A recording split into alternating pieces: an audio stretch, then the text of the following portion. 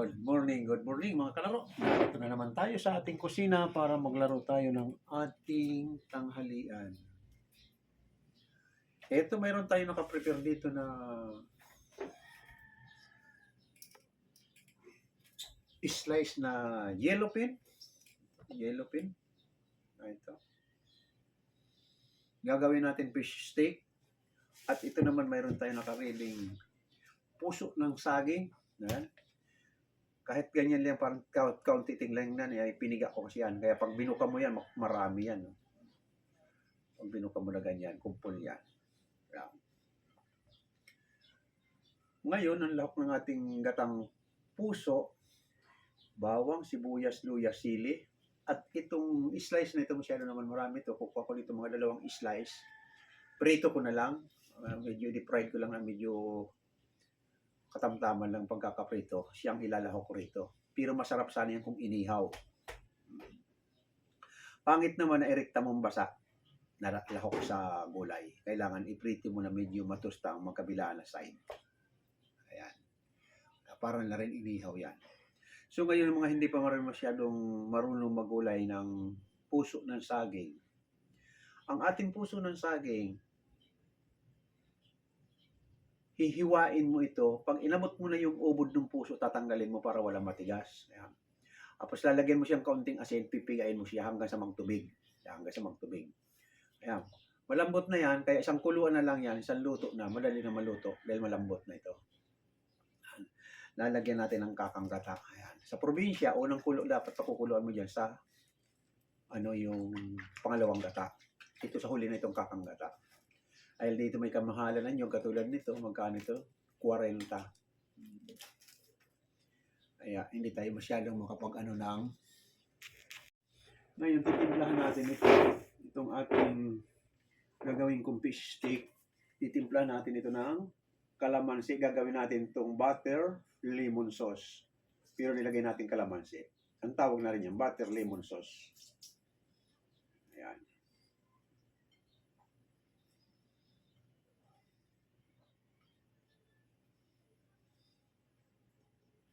Masarap kasi nila talagang panlahok sa mga gulay-gulay na ito, yellow pin. Kumbaga tawagin sa amin ito ay bangkulis sa Bicol. Pundahan ng bangkulis.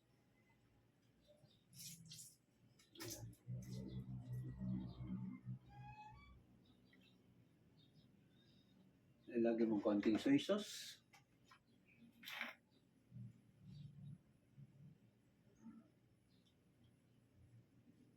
Ayan. Pamintan lulu. Ginis sa mix.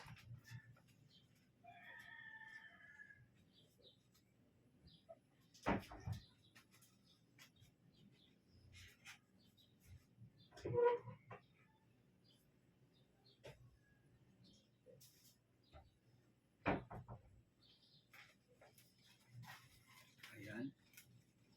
Lalagyan natin ng pamintan lulu. At saka kaunting ginis sa mix. Ayan. Mamaya i-deep fried natin yan sa olive oil. Ayan. Ang pula.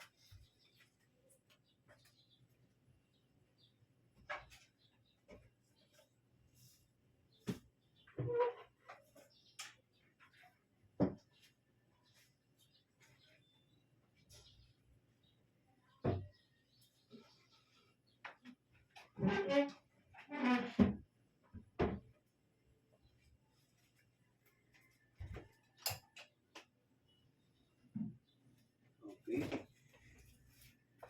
Ito, nahanap ko. Hindi ko makita yung liquid seasoning.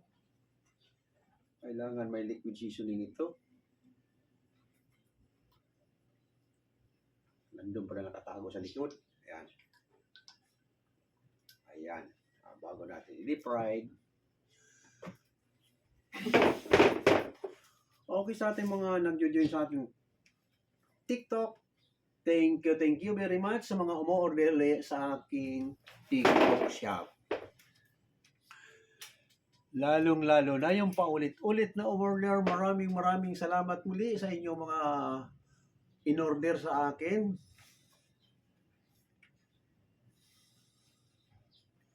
Ito, may nag-due sa atin.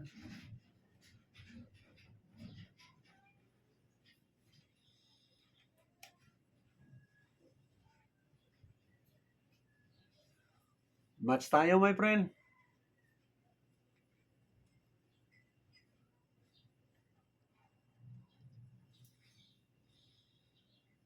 Ayan. Wise Pinay's Mom. Good morning, good morning. Okay, magsisimula na tayo sa ating pagsisimula ng pagluto. Inuulit ko ulit sa ating mga taga-subaybay na hindi pa masyadong marunong magluto ng puso. Ang buong pusong saging, ihiwain mong pino. Pag nahiwa mong pino, lagyan mong kaunting asin, pipigain mo. Kalalabasan ito na, napiga na. Nasa iyo ng choice kung ano mong mga panlahok. Pwede dito daing, pwedeng tinapa, pwedeng inihaw, pwedeng prito. Ngayon gagamitin ko ay prito kasi ayaw magpausok. Piprito ko 2 slice nito at yan ilalahok ko rito. Yan. Ngayon, kung mayroon kang taba ng baboy, pwede mo lakukan ng kaunting taba ng baboy ito. Dilis, yan, pusit, hipon, alimasag. Yan mga pwede mga panlahok sa ating gulay. Ngayon naman sa mga sangkap, laging hindi nawawala ang bawang sibuyas at sili. Sa gata kasi kailangan talaga may kaunting anghang. Yan. Yan. Sanay kami dyan sa mga Bicol, laging may gata, laging may sili. At luya, hindi rin nawawala ang luya. Yung ating fish stick naman, ito, ang karamihan talaga pag fish stick ay butter lemon sauce. Ang partner nito. Ayan. Ay, ang sauce nito. Ngayon, kung papartneran mo naman, ayan, fried rice o plain rice, ayan, pwede yan. I-deep-fried mo siya dito sa olive oil. Ang ating mga sinangkap, kalamansi, pamintang durog, kaunting soy sauce, at nor seasoning liquid. Ayan. Yan ang mga sinangkap natin sa ating fish stick. Ayan, magsisimula na tayo sa ating pagluto. Okay, punta na tayo sa kalan.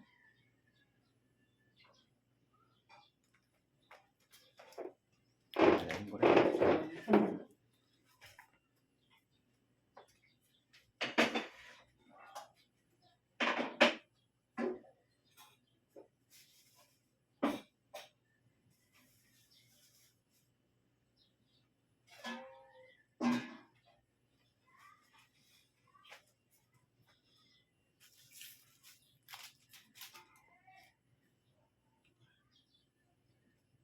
Vinegar.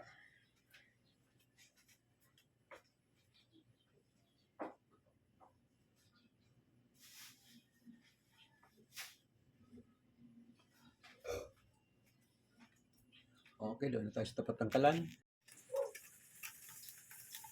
Ito, nagsisimula na tayo sa ating salang. Sinasalang na natin ito.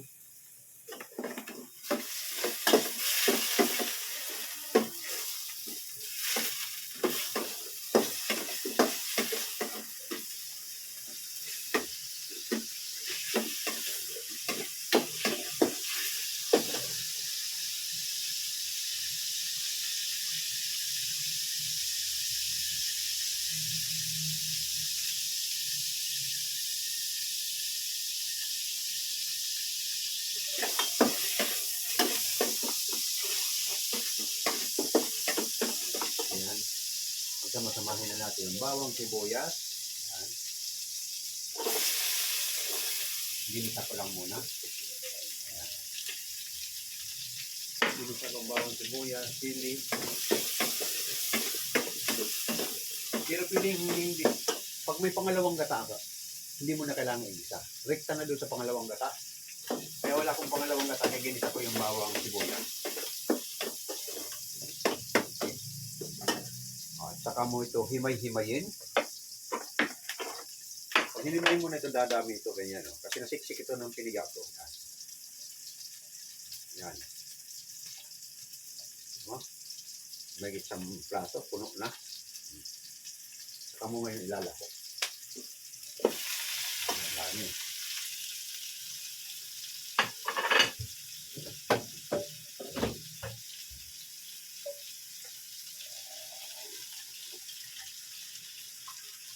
Tapos lalagyan natin yung sabaw na kaunting, siguro kung may isang basong tubig. Ayan. Para na maluto bago natin ilagay yung ayan.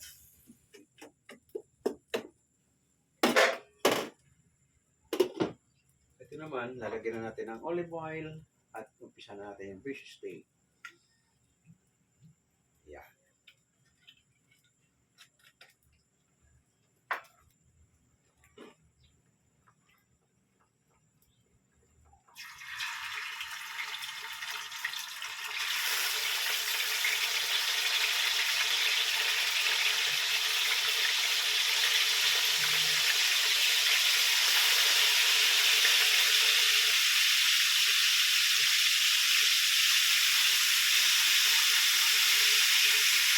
Ayan, salang lang.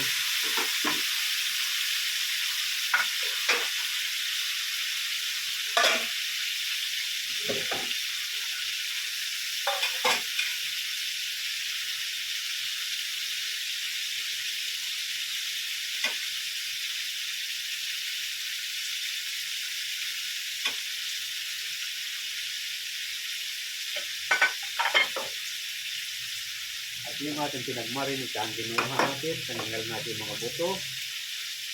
Ayan.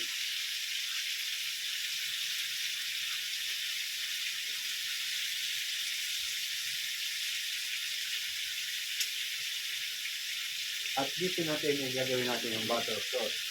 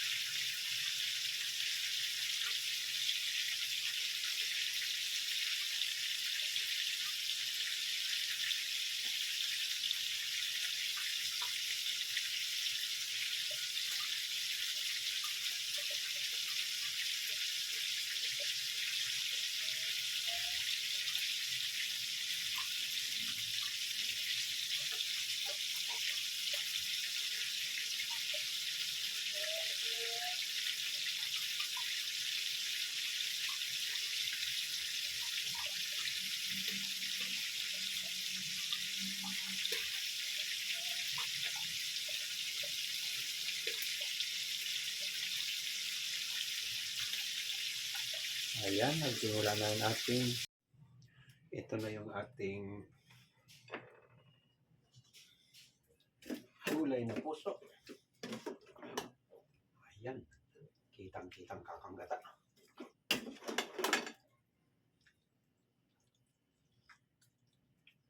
Ayan. Kitang-kita yung kakanggata.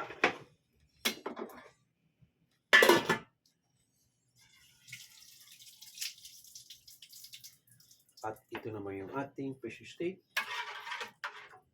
Ayan. Lagyan natin ng lemon sauce.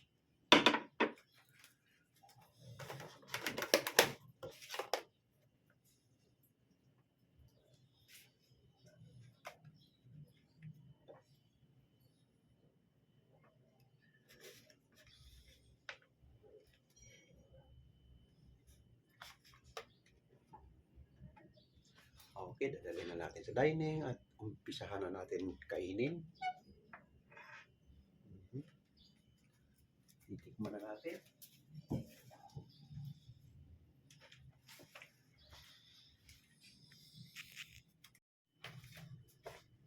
Okay.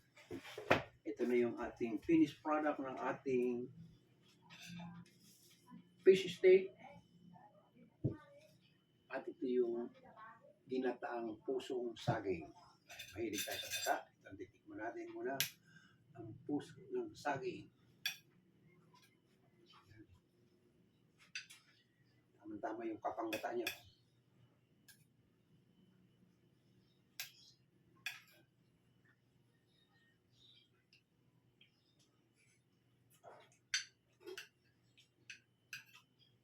Number 1. Pag ako nagkakata, nilalagyan ko konting suka. Yung pagkagat mo, kung sa Bicol ay manatok-natok na lasap na kaunting suka.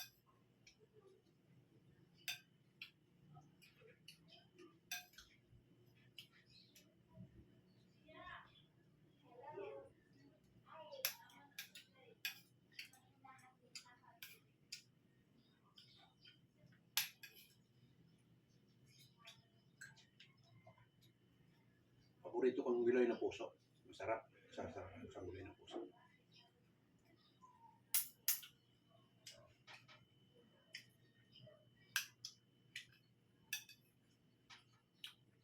Titikman din natin yung fish stick.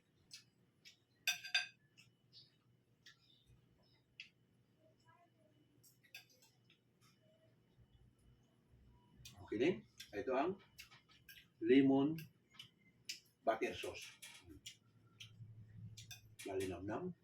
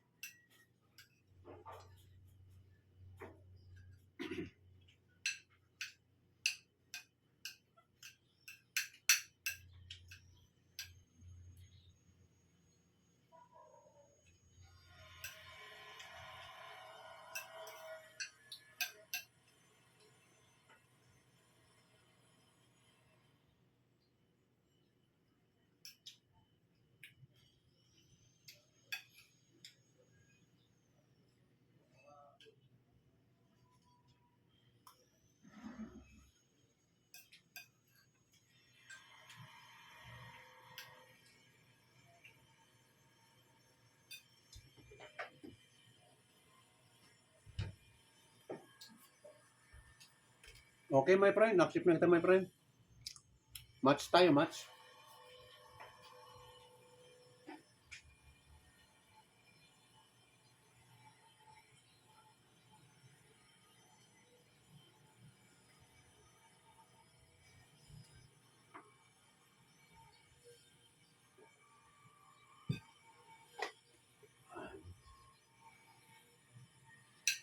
Yung menu natin ngayon ay match lang yan. Fish steak at pusong saging.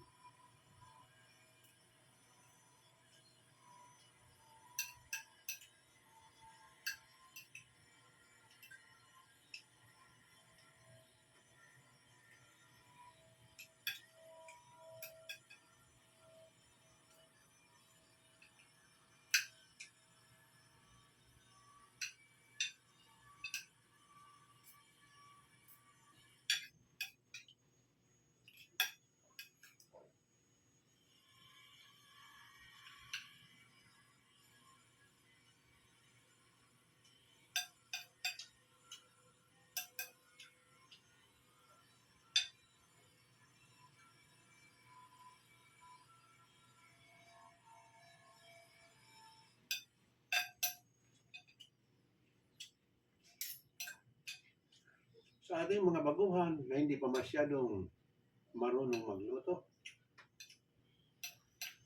unang-unang paliwanag ko sa inyo ay yung ating fish steak. Kahit anong klaseng isda, pwede mong gawin fish steak. Huwag lang buo. Ang kailangan ay slice o kaya pili. Hindi pwedeng katulad ng tamban, galunggong. Galunggong pwede rin gawin mong pili. Pero buo, pangit. Pangit gawin steak. Kailangan talaga karamihan yan. Puro slice na kakitok, yellowfin, maya-maya. Yan ang karamihan ang ginagawa. Special yan ang tangigi.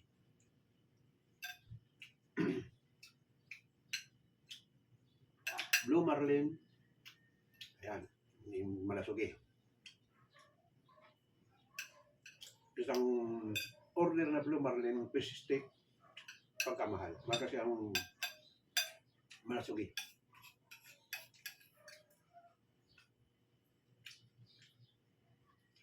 Tapos naman itong ating pusong saging sa probinsya, kahit sa daanan makakakita ka ng puso ng saging. Kaya ang puso ng saging napakamura lang sa probinsya. Hindi mo na nga binibili ito. Makakita ka lang, pahingi po ng puso.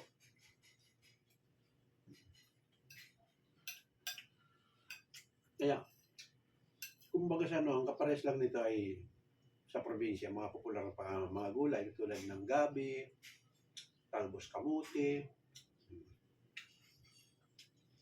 langka, papaya. Sa probinsya, hindi na binibili yan. Punta ka lang sa bulubundukin na hindi na masyadong ano ng tao yan, nabubuhayan yung mga panggulay.